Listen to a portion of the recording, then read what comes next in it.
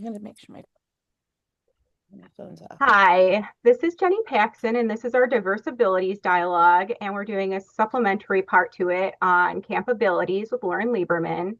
And I'm going to open the floor to Lauren so she can talk about who she is and what camp abilities is and how she got involved and everything, how it got started. So go ahead. Let's hear what you guys say. I just wanted to thank Jenny for inviting me. I mean, I think it's really great to be able to share what Camp Abilities is because we have been in existence. This is our 31st year of camp. So I am a distinguished service professor at SUNY Brockport. I teach in the kinesiology, sports studies, and physical education department. I teach all undergraduate and graduate classes in adapted physical education. And my area of interest and study and programming is with children with visual impairment and deaf blindness and deafness. And so my background is mostly in that area. I started my career at the Perkins School for the Blind in Boston, and I taught there before I did my doctorate at Oregon State University. And after Oregon State University, I came back here to SUNY Brockport and started teaching. And I realized, because my interest is in visual impairment, we have a lot of really great practicums for our students. But I noticed that the kids who were coming had cerebral palsy, learning disabilities, intellectual disabilities, but my students weren't getting to teach kids with visual impairments. But yet they're expected when they get out there teaching to be able to teach their students with visual impairments. So my first year at SUNY Brockport, it was 1995, I started the concept of camp abilities. I applied for grants and I got some nice grants. And so in 1996, we started Camp Abilities as a sports camp for kids with visual impairments. And we had like 27 kids that first year. It's like new. I didn't quite know the university system or what I was doing. But then, like after 2 or 3 years, other states started sending their kids, like Connecticut, Maryland. I got kids from Texas, Alaska, and then some of the kids from New York, like Holly, New York, I would be t putting them on a waiting list. And I was like, this isn't right. I got all these kids from other states coming. So I started telling them, you have to do your own camp because I can't accommodate every kid that wants a sports camp because there aren't many. There weren't any at the time. And so then our first expansion camp was in Alaska. I think that was 1999. And then we just started growing and doing other states. And then the cool thing was then we actually had more kids from New York. I still take some out of state kids, but I focus on the kids from New York State. And now we're in 10 other countries as well as all over the US and growing. So, it's really positive for me because I don't feel so bad when I'm like, hey, you live in Nebraska. Well, the nearest camp is, wherever the nearest camp is, you can go there. How did you branch out to I mean, how did Alaska end up being your first expansion camp? Well, the crazy thing is that this is a crazy thing is that I went to a conference in Alaska and I was doing a presentation about camp abilities, and one of the parents stood up and said, well, how can my kid go to Camp Abilities? I said, well, you could fly into Rochester, New York. I'll pick you up. And she's like, that's not fair. Why do my kids have to go all the way to New York to go to a sports camp? And another woman stood up because she runs camps for kids with disabilities. It was called Alpine Alternatives. So she stood up and she's like, I'll dedicate a week to Camp Abilities. And then she said to me, well, you need to bring the specialists because we just don't have them here in Alaska. So I got to bring 10 of my friends and former students, interpreters. So we all went up and started that camp. It was like I said, 1999 or 2000. And they still have capabilities there. And unfortunately, that awesome woman passed away, and her name was Margaret Weber. So now the camp's called Camp Weber, but it's a capabilities in Alaska. And literally, the Lions clubs all over Alaska, that's their state project, is capabilities in Alaska. So what does a typical day for a camper look like? And like, is it at a day camp only, or is it at an overnight camp? Like, what does that look like for them? A great question. So it's an overnight camp, And so the kids come on a Sunday and they get to know each other because it's a big camp. It's about 45, 50 kids. We divide into four groups by age. And so then the kids come, they get to know their coach, they orient themselves to the room and the dorm. We have a tactile map of campus. And then the kids, we do like icebreakers, we have music, we dance that first night. We also have evening activities. We have kayaking, canoeing, stand-up paddleboarding, fishing. They do rollerblading. We have basketball. And in the dorm, we have showdown, arts and crafts. And we have a seven-person bike. So they have lots of things we call evening activities, choices. And then every day in the morning, there's seven sports that they can do. They have to, during the day, it's not a choice. So they'll go goal ball, which is a blind sport, blind tennis, blind soccer. And then there's the Paralympic sports of like, of course, tandem biking, swimming, and like I said, yeah.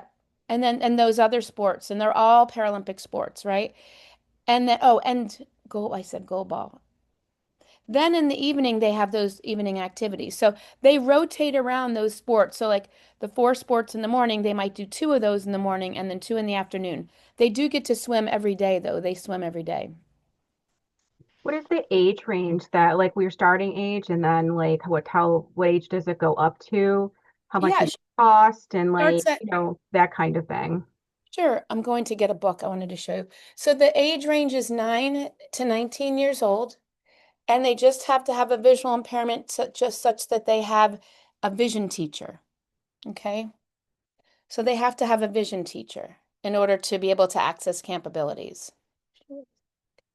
Hmm, I can't find the book. All right, so then they actually can't have another disability that would impede, like if they're too medically fragile, or if they have a behavior problem, then they can't come to camp either. And is it like covered by like self-direction or what is like, do you offer financial assistance to people? Like how does that cost work for campers? If they're from New York, they don't have to pay anything because the Office for Children and Family Services they pay part of their tuition for camp. So they pay about $1,200 an athlete, but it costs more than double that. So we literally do fundraising. We write grants. I beg people to donate meals for free. We're lucky that the Lions Clubs of Western New York, the 20E1, this area of Lions, donates most of our meals. So we don't really have to pay for food. We have to pay for dorms, specialists. I mean, there's a lot of costs associated with the camp. I have two graduate students that work with me year round on the camp, and they learn how to develop a sports camp, which is phenomenal. You know, The Lions Club is great. They do a lot for the community. oh, they do. And I'm in the Brockport Lions Club, so I'm like, hey, can you pick up kids from the airport? Oh, we need a tent. So they've been great. So it does cost something for kids from out of state. And if a child isn't covered by the Commission for the Blind, there are various reasons occasionally where a child's not covered by the Commission for the Blind. Like maybe they're new to New York, or I don't know, there might be some weird reason why. So then we did get a donation of some scholarship money to help defray the cost for the athletes that can't pay for the camp. So yeah, we're fortunate. Some of the other camp abilities, they do have to charge the families. They try to make it affordable, like, $500 or $600, but it's a lot of work to make up the rest of the money. When is your sign up for camp? Is that already open It's or already open. Yep, it's already open. We have some kids already signed up. And we do have a waiting list occasionally, so if people could sign up, the sooner the better. It's campabilities.org. Now, we are fortunate to have 5 campabilities just in New York State. And so, luckily, lately, we haven't had as big of a waiting list because there's camps all the way in Long Island, Saratoga Springs, Utica, and then down near Ithaca in Spencer, New York. so if somebody's watching this like not in the next couple of days, like when does your program open up for attendance? And then when does that usually shut down where people can't register anymore? Yeah, so it's open now, open January 1st. Probably May 15th would be the latest because we have to match the athletes with the coaches. The coaches are all college students. So we're training the college students how to work with the kids with visual impairment. And so for them to be able to plan, for us to recruit, we need to have a limited number of kids. So we have to know by like May 15th who's going to be coming. Britt, did you have a question? What week does your camp in Rochester run? That's a good question. Yeah, so it's June 28th to July 4th. And Or yeah, so and the do the other camps around the state run that same week or different weeks? no, we try to stagger them so because the kids will go, they go with their friends. So they go camp to camp, they go camp hopping because where else do you get a chance to do sports with other kids with visual impairments? I mean, it is a godsend to some of Right. the kids. I mean, if you went to like your Boy Scout camp or your church camp, a lot of them are marginalized and they don't know what to do with them. And part of our camp, we do teach them advocacy and how to play soccer, for example, how to play basketball, how to run, how to ask people for what you need. And so they learn self-advocacy. But when they go to these camps, even if they advocate, sometimes they're not always as included as they are in our camp.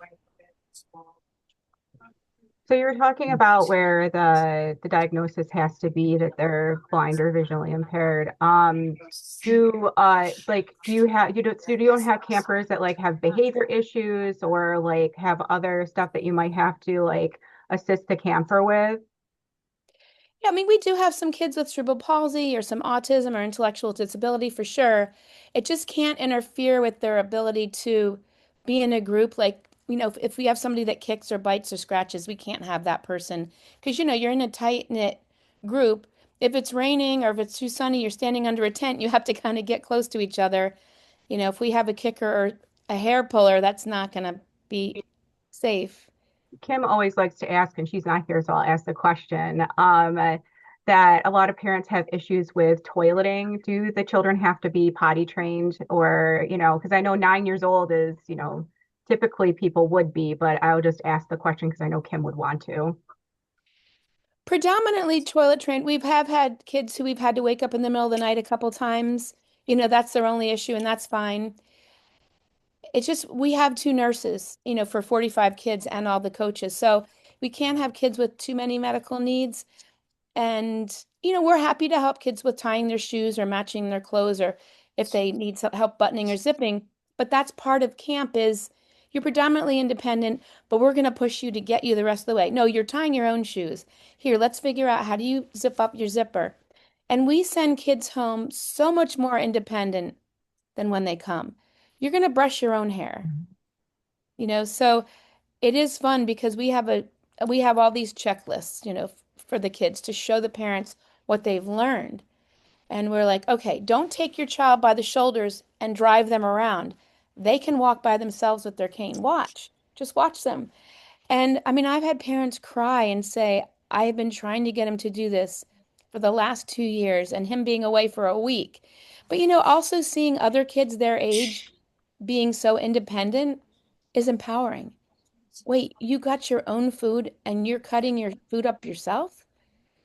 So we do independence every Yeah. from the minute they wake up to the minute they go to sleep.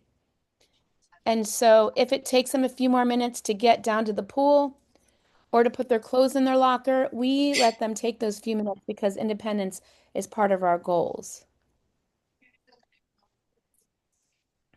One of the things that we always ask is, do you have a favorite success story?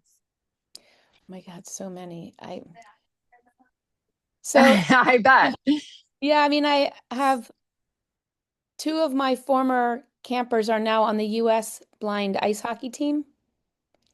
Yep, so they travel around the world and play blind ice hockey. I have one former athlete who was in the Paralympics in Rio and in what was after Rio? Tokyo. Yeah, she is a swimmer.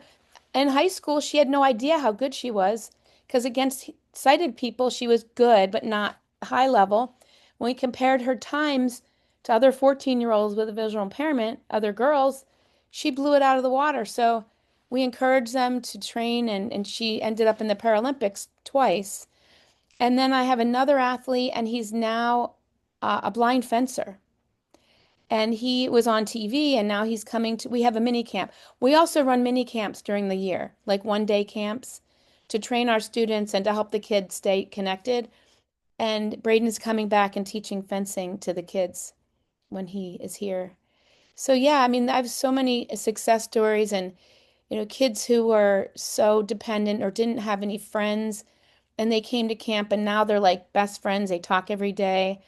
I have one student who, she just doesn't have any friends at school and has really learned how to socialize and is now a senior and now she's going to go to college and her mother writes me all the time about how well she's doing and it just even 1 week can just change a child's life. I mean, our day camps sometimes, I mean, I have kids literally kicking and screaming they don't want to leave after 1 day. And kids saying, I'm an athlete after 1 day. And so it is empowering if your whole life you're getting a message that, oh, you're blind, you can't do this or you can't do that. And you go to a camp and you get to do all these sports and you see how it's possible. Then, so I did write a book. I'm trying to find it. It's called The Campability Story, and it's through SUNY Press. And it kind of tells the evolution of how I started the camp and then stories about camps in the US and camps in other countries. And it's through SUNY Press, but there's also a free audio version on the Campabilities website if anybody's interested. And it's just people ask me these questions all the time, and it answers these questions and more. And there's a lot of funny stories along the way because you think about whether you go to a camp in the US or you go to a camp in another country, you get to see how people perceive visual impairment and treat people with a visual impairment. Like we were climbing a mountain when I was in Texas. Well, first of all, a mountain in Texas is a whole, I learned that there are mountains in Texas when I went there. But we were climbing this mountain in Texas and we got to near the top and the athletes were, going up with their canes and this family was hiking and they said to the kids like, "How did you get here?" And the kids said to them, "Well, how did you get here? Got here the same way you did." And the family was blown away that kids who are blind could climb this mountain. And so part of our goal of camp is actually changing perceptions because when our kids go out in the community and they are on their sports teams, which they are a lot, and when they do go out and run a 5K or they hike a mountain or they're out riding their bike, people see them and change their perceptions of what they think of people who are blind. And so that happens on a consistent basis. And people tell me funny stories all the time. Like maybe about 15 or 20 years ago, we used to be on the news a lot because kids in Section 5, like this area, they started trying out for their sports teams. And if a kid's on their cross country team, so like Channel 9, Channel 13, they would all do stories about, man, there's a kid. He's in eighth grade. He's on his cross country team. Like it was a big deal. And people would call me or email me and be like, "Oh my God, Lauren, did you see Luke was on TV?" I'm like, "Yeah." I was so mad because that shouldn't be news. It should be something that happens every day. And I said, "I can't wait till the day that we're not on the news for that." And you know what? We haven't been on the news for that because it is a common occurrence. Wrestling, swimming teams, track teams, cross country. Our kids are on all of these teams. And it went from it was at the beginning, it was 23% of our kids were on after school sports. Now it's above 75% of our kids are on after school sports. So, we're doing some good things. And the hard thing is right now is that financially, the university stepped back in helping us at all. I don't know, SUNY Brockport's just not able to fund camp anymore. And a lot of the foundations where we get our money are now helping some of those other organizations that are not getting like government grants, like NSF or NIH grants. So some of our funders have already just said don't even apply because we're trying to help these people who got rejected from NIH. So I'm trying to find new avenues for fundraising because I want to be able to provide a camp to all 50, 55 kids like we used to. And just trying to work through that fundraising piece. You You know, need so to get hooked up with self-direction. You don't currently accept self-direction, correct? I'm not sure what self-direction is. What So is it? self-direction is funding through OPWDD that helps support programs that are inclusive, which it certainly sounds as if your program is. Um, and then individuals who have self-direction have a budget that they are allowed to allocate in certain ways towards expenses that would enable them to be an included part of their community. Which again, I mean, you have a strong you have a strong case for participating in self-direction funding. And that would be such a strong source of funding for you because they would cover the cost of your camp. But truthfully, I'm not even sure where to start to have you start that process. Maybe Jenny has a connection with OPWDD. But do you have anybody, Jenny, at the resource fair that might be able to connect with Lauren? I mean, it's basically verbiage that needs to be on your literature and in the advertisements of your camp. And unfortunately, it is specific. I shouldn't say unfortunately. It is often very specific wording that has to be available and has to be advertised as part of your organization. But from the sounds of what you're telling us about your camp, it is very much inclusive, and that is one of the big criteria for self-direction to participate in financially supporting some of the community programs. Yeah, Jenny, Let Like me the go back contact. real quick to something that you said initially with, yeah, it I would really, like I the mean, your contacts, by the program, at way. I'll least from what email you're them telling to us, you. sounds very inclusive. I'm gonna just let you know Yeah, I I mean, have it's not, contacts, Lauren. I'll email them to you. yeah, so I remember now I'm just yeah, coming. you really should try to reach out to them, Lauren, because your program isn't inclusive. Yeah, Jenny, actually remember when we first talked, you talked Sorry, about go ahead. Jenny, when we first talked, you actually talked to me about this. And when I looked on their website, I think the complicating thing is if we accepted the OPWDD money, I'm not sure we'd get the money from the Commission for the Blind. So I have to ask them if that's something that they could do in conjunction, because that would really help a lot.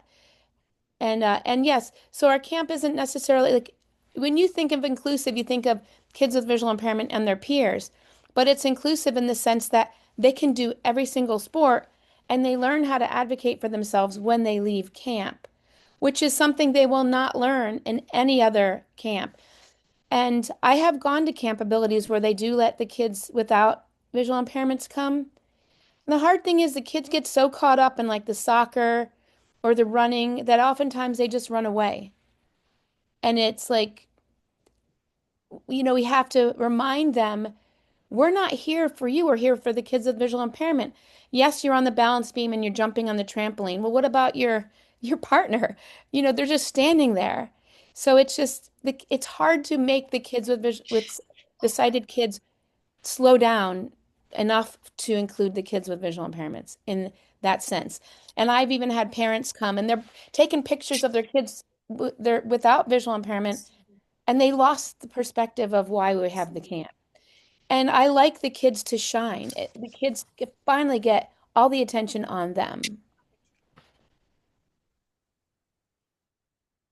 But I think from the perspective, yes, I agree with you wholeheartedly. But from the perspective that you empower these kids to be better self advocates, to be more participatory and included in their community, to go back and play the school sports, and to boost the self confidence, and I think and to raise the kind of increase the independence skills. I think a lot of your program teaches empowers your participants to be more included in their community, which I think is, part of OPWDD's goal with this. It'd be interesting to know if it would interfere with the Commission for the Blind funding. I also, though, know that there are a lot of people with visual impairment that are not part of the Commission for the Blind. So I want or registered with the Commission for the Blind. So I wonder if that would enable some of the kids who you would not get funding through the Commission for the Blind for to get funding through other sources and be able to kind of expand who's allowed to be there. And then the other question I had back to kind of the population that attends your camp. And this is just kind of a personal question, but also just I know we will be asked this question. You said that the children have to have teachers of the visually impaired. With a provider shortage, there are so many children who are not receiving the services that they should. How does that impact kind of the criteria for participation if a child doesn't have those support services just because of a provider shortage? That's a great question. What I meant is they have to have a visual impairment significant enough that they would have that on their caseload, whether they have one or not.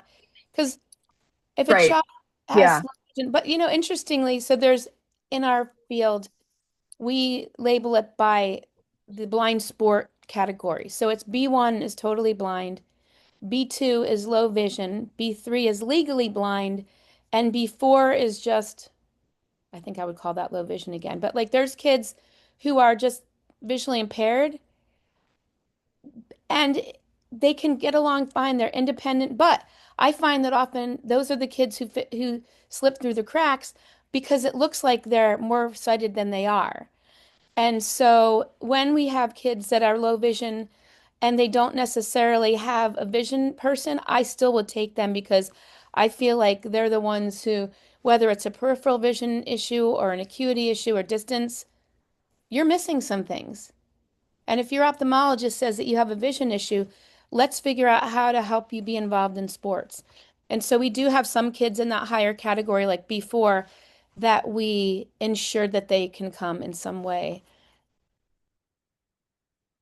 Great. That's what I thought you meant. I just wanted to clarify because I know we would be asked that. So, for example, That's great. I'm glad that you make sure that those kids don't fall through because I do see that often. so for example, like in our research, we found that kids who are B1 and B2, they know what their IEP says in every aspect because people go out of their way to make sure they understand what their goals are from their IEP. But kids who have higher vision, they think, oh, they're fine, they know, they understand, but they don't. And this brings me to another point is that one of the other goals of our camp is to do research, both descriptive and intervention research, because there's 63,000 kids with visual impairments in the US. 63,000 kids. Even in all of our camps across the US, we might have 1,000 children at all these camps. So what about those other 62,000 kids? Like, I feel committed to making sure all the kids get services and their parents, their teachers, their vision teachers know what to do. So during camp, we always are doing research. We're making videos. We make training materials. A lot of the research we do is on intervention research. And if you look at our website, we have tons of videos that we've made with grants over the years. And we want to get to all 63,000 children. So it's called the 63,000 Project. So when people donate to our camp, and they support our camp, they're supporting kids all over the US with visual impairments because without our camp, we won't know this information. We won't be able to make the videos. We won't be able to create the manuals and the curricula that we do.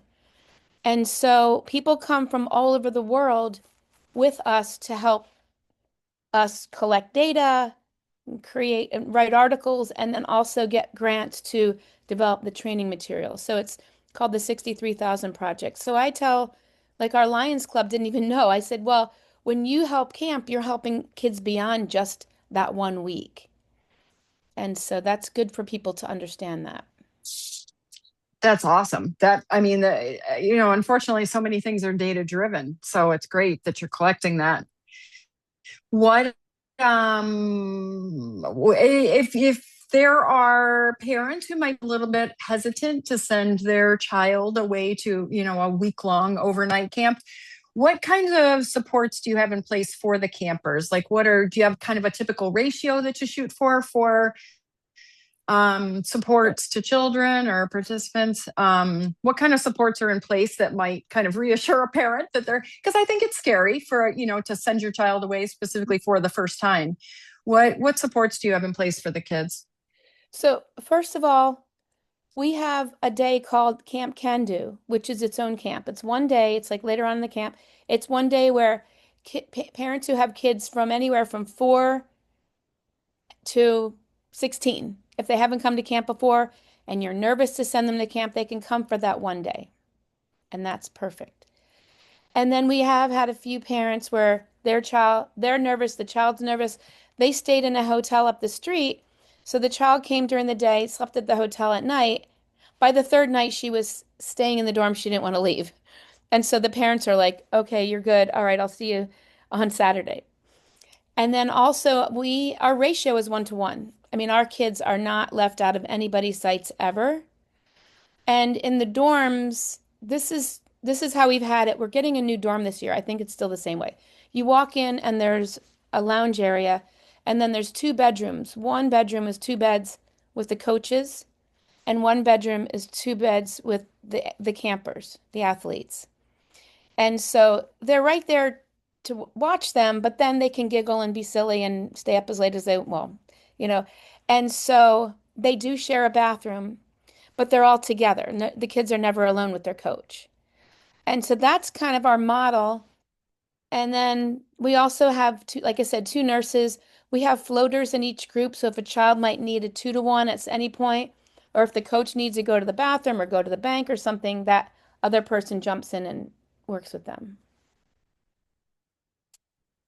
Does that answer your question, Britt?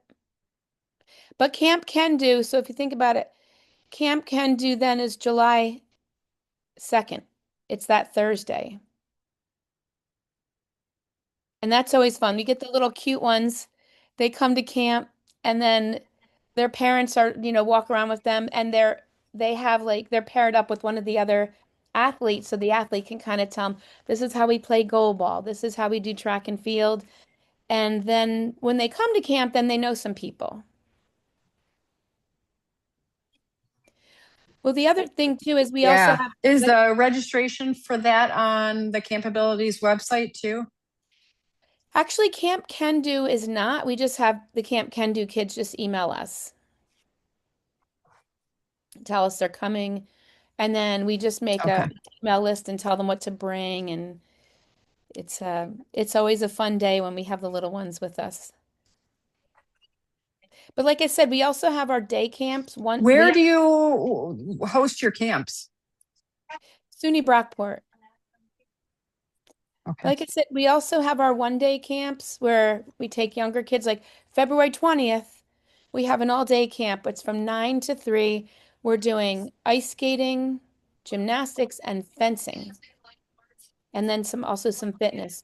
Very And then we cool. have, free lunch. We have the Kiwanis Club from Spencerport coming to bring lunch. Yeah, so it's going to be a fun day. So we've been chatting for about 30 minutes. I just wanted to, give you a chance to say any final thoughts before we wrap up, Lauren. Well, I just, like I said, this is our 31st year of camp. I know a lot of people do know about camp, but I'd really appreciate it if people can share this information. If you know anybody who wants to donate or send their athletes or donate equipment, I mean, we are always trying to grow and learn and find other avenues for support. And so I just really appreciate you giving me this opportunity to share Campabilities with you. And yes, so our email is campabilities.org.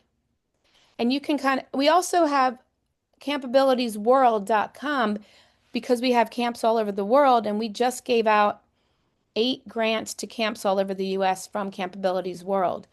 So, we're part of a bigger organization, but everything started at SUNY Brockport. And I encourage you, if anybody's interested, the book, The Campability Story, is a really good story and give you a little more insight into what we do. Can you repeat? So you said that your email is campabilities.org, but I'm assuming that was the website, No, yeah, no, correct? sorry, that's the website. Yeah, the website is campabilities.org. And then there's another one, Okay. campabilitiesworld.com. And then my email is Okay. llieberman@brockport.edu. L. Perfect. And then my graduate students, I have two graduate students, they're phenomenal. And their email is easy. It's just campabilitiesbrockport01. Campabilitiesbrockport01 at Gmail. So if anybody wants to come to the February 20th camp, you can just email the grad students campabilitiesbrockport01 at gmail.com. 01 or 01? Oh, 01. I'll add Okay. that to the video when I upload it to YouTube so people will have your Perfect. information. And I'll add a link to your book as well All and your right. So website. thank you so much, Jenny. Yeah, there's just so much rich information and our website. They can kind of navigate that and see all the videos. I mean, there's free books on our website, free Okay. books, free videos, tip sheets, manuals. I mean, curriculum. It's just years and years of grants and trying to get out educational materials. So I Well, appreciate you giving me this yes, That's awesome. opportunity. I appreciate you taking the time today, and I'm going to stop the recording right now.